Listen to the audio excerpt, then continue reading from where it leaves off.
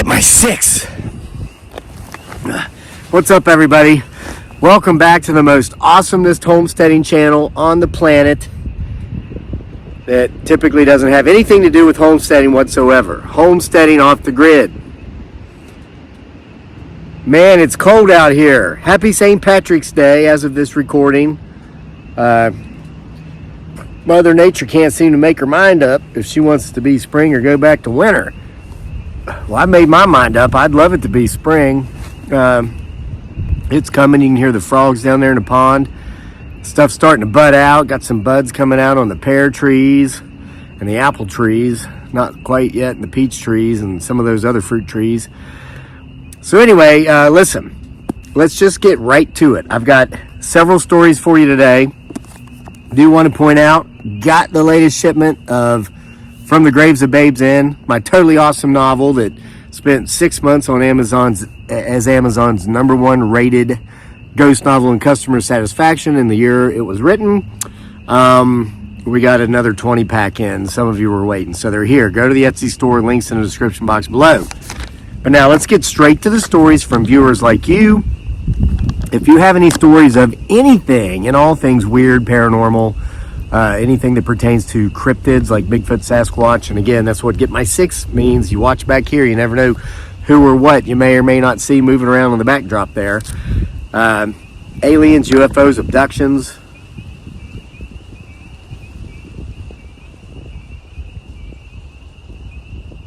You gotta listen too. You hear that strange howl from the woods?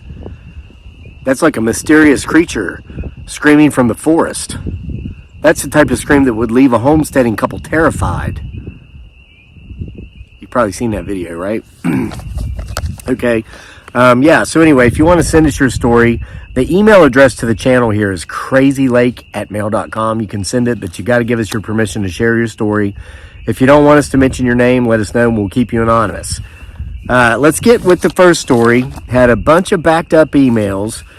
Randy, who is now 67 years old and who lives in North Carolina. Oh yeah, North Carolina. So I've been gone for a few days. A lot of folks have been asking, where's my video? Am I okay? I've been fine. I've been great, actually. Went down to North Carolina for a couple of things. Warmer weather, for one thing. My longest, oldest childhood friend recently had hip replacement surgery, so I went down to see him. Spent a night with him, my beautiful bride Dearly, aka Giggly Girl, and our son Daniel went with me, of course. And then we met up with a couple of very good friends of ours, Coach Heath over at Heath's house, the YouTube channel. Him, his family, and we took about half a dozen teenage boys that we coach in football and basketball to the Outer Banks. Yeah, we had a 4-day weekend at the beach down in North Carolina. Beautiful down there. It wasn't quite warm enough to swim, but we did have one particularly beautiful day where we went and spent all afternoon on the beach. The boys played football, and it was a great trip.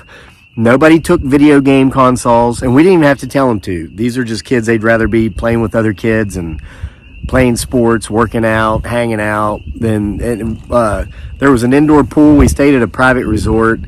And I mean, these kids swam 6 to 8 hours a day. They had an arcade. The food was delicious. Heath, as you know, if you watch his channel, Heath's House, is an amazing cook. And of course, Dearly was there and she was an amazing cook. So it's like me and Heath's wife just like sat back and got treated to some of the most amazing food. We didn't even go out to eat down there because there was no need. Heath and Dearly can cook better than any restaurant at the Outer Banks. And I've been to all the good ones. There's a couple okay down there that are decent.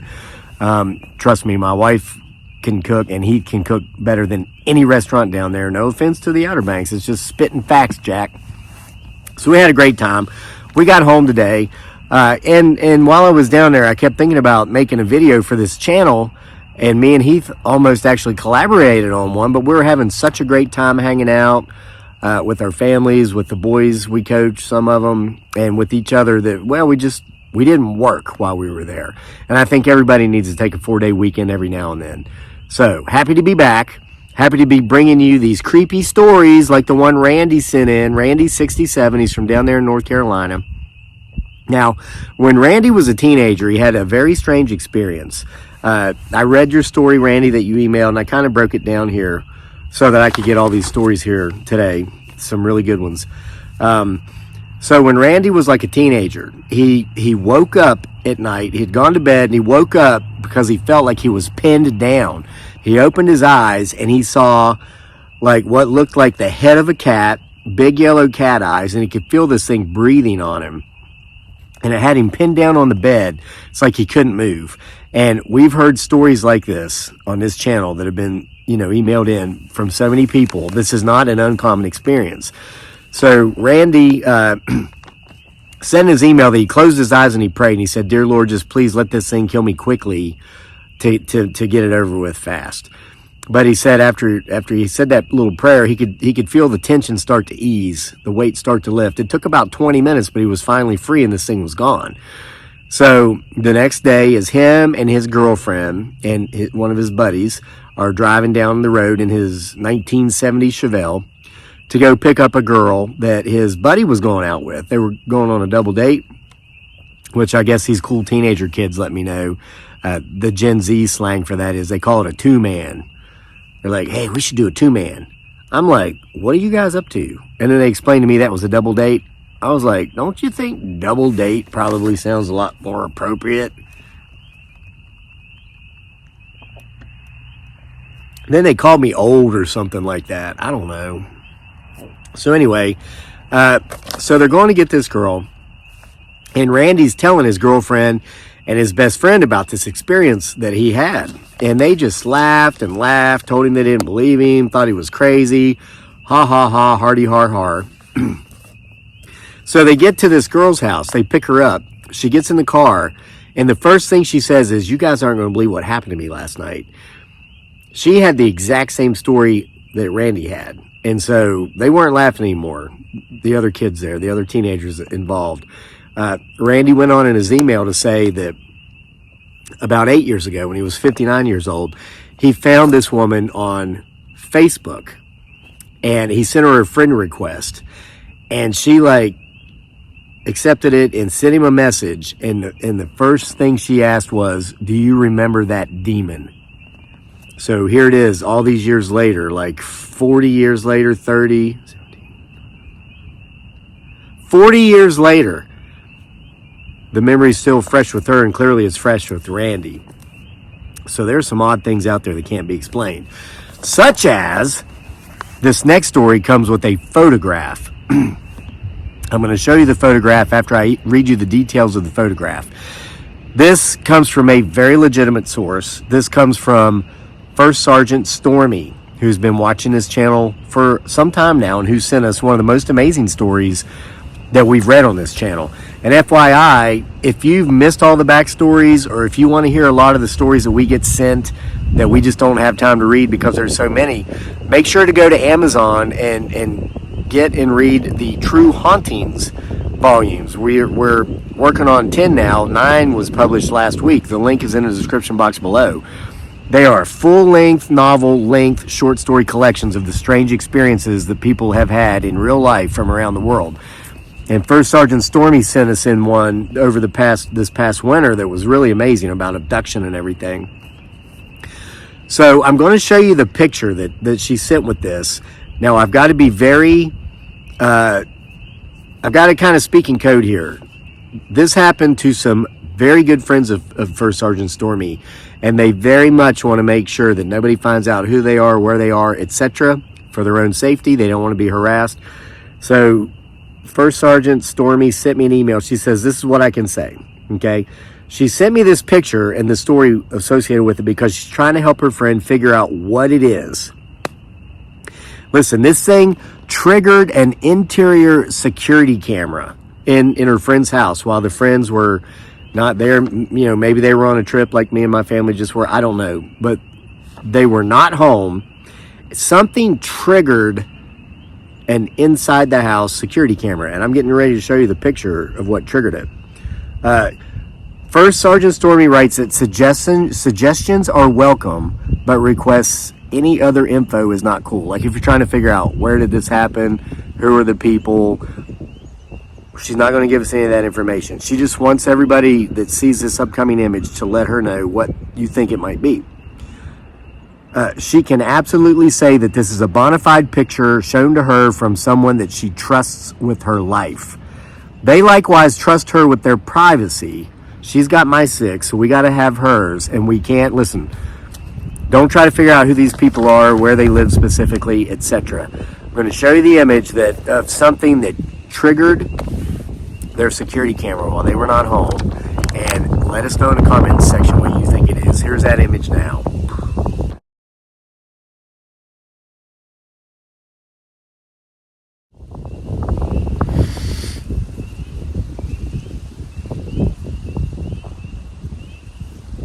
What do you think?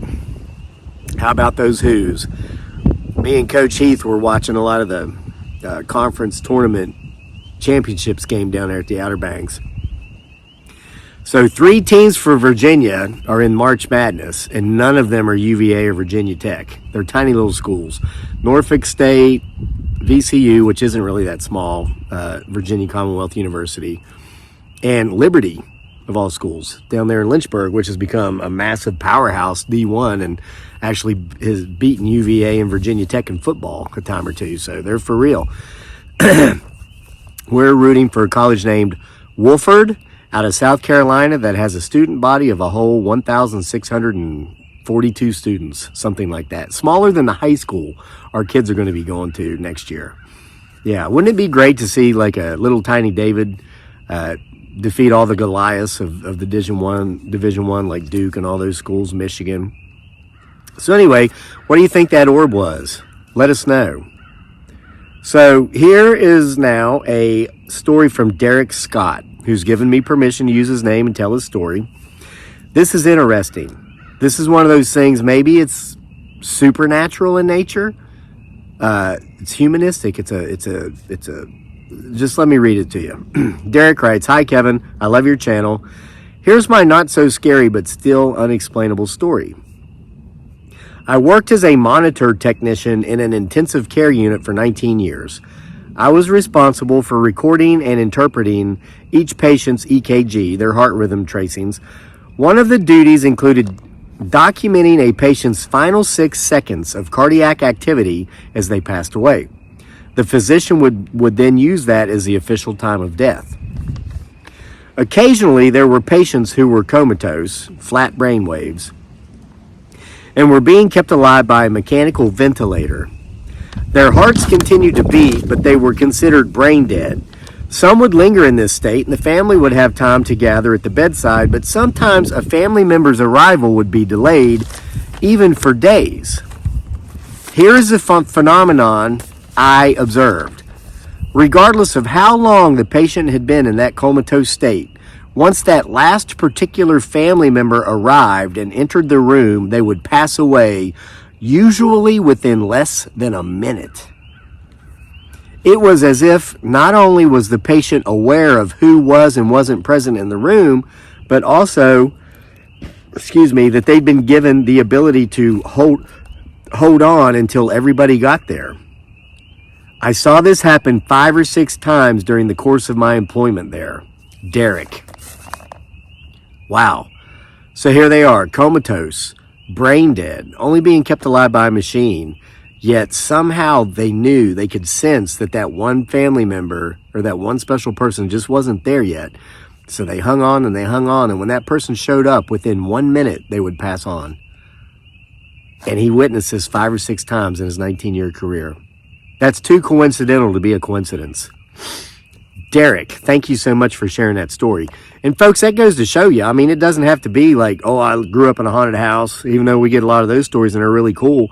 Just anything out of the norm that, like the song in the 90s says, things that make you go, Email it. The email address is crazylake@mail.com. That address is in the description box below as well, along with the Etsy and Amazon links and all that stuff. I love watching that sun go down. So FYI, I want to thank all of you who support us on Facebook as well. We have a Facebook page with 1 million followers on it called Sick Twisted Humor, and then of course Dearly runs our Homesteading Off the Grid Facebook page. Do a lot of reels over there because that seems to be what's popular on Facebook. But I posted a reel about an hour ago on our page where I asked a question. I said, tell me something so stupid, something that somebody said to you once that was so stupid that you still remember it. And somebody wrote in the comments that they were out, similar trip to what me and the Forbes just had with those kids. They were on like a multi-family cruise, and they were watching the sunset over the water. And his friend's wife said, so does the sun go out once it gets in the water?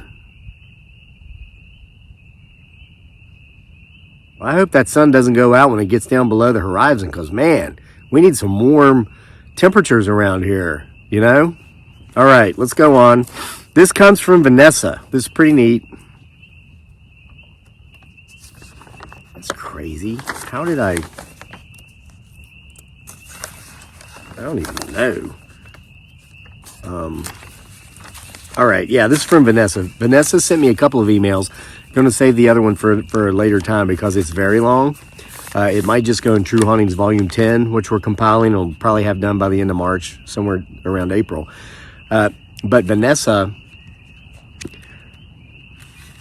she was watching her 3-year-old grandchild while her son works full-time. Her stepdaughter, or not stepdaughter, but daughter-in-law goes to college and works part-time. So she helps with the 3-year-old. That's wonderful, Vanessa. Goodness gracious, everybody needs a parent/grandparent like you. So she's watching this child, and she hears something that sounds like a jet engine rumbling, right? And that's been an issue we've discussed here on this channel. This strange, mysterious sound of like an engine just rumbling, like it's taking off for flight. And a contact I have a couple of months ago, very high-ranking in the government, who still has their job. So clearly it's necessary. They've not been let go by Elon Musk. So funny. I got so many stories there. We stopped for some Bojangles today on the way home because my son wanted fried chicken. And we ate in a parking lot because I just didn't want to go in. So we're sitting there in the truck eating chicken and whatnot. And it made me sick like it always does. I typically don't eat fast food. I like to eat healthy food, not cancer. But my son, you know, he's got that hankering for some fried chicken every now and then. So we watched this woman that worked at Bojangles clean the inside of the doors and the outside of the doors like 4 times over and over. My wife says, what's she doing that for? I said, well, she clearly doesn't want to go back in the kitchen because they're going to put her to work. Because she was taking like her sweet Jesus time cleaning these doors, right? And I said, she better hope Elon Musk doesn't drive by here and see that, because he will get rid of her job because clearly it's not necessary. Yeah. I don't know what that has to do with this. Oh, yeah. So my friend who asked me if any of our viewers have asked if they've heard like jet engine sounds, like a mysterious jet engine just taking off, but there's nothing there. He still has a job. So clearly there's something going on there, folks, and Vanessa's got one such story. So she hears this noise. She says, I stepped off my deck to get a better view of the whole sky. This sound went on for most likely a steady 4 minutes, while I'm still scanning the sky and I cannot see anything. And that slow rumble that kind of sounds like thunder is tracking through the sky, but I can't see anything. Again, the skies were clear, and it was as if there were a jet that was going so fast and the sound was to catch up with it. Surely I would have seen it. In my experience with those types of jets are that they go by and the sound quickly follows just a little bit behind them, but it's quickly gone. But this just kind of stayed and rumbled slowly overhead. Now, get this. She says, I'm located in north central Arkansas. 2 days after this happened, tornadoes hit. She was in the center of the Bakersfield, Missouri, and the Franklin, Arkansas twisters. She says, keep sharing stories, God bless.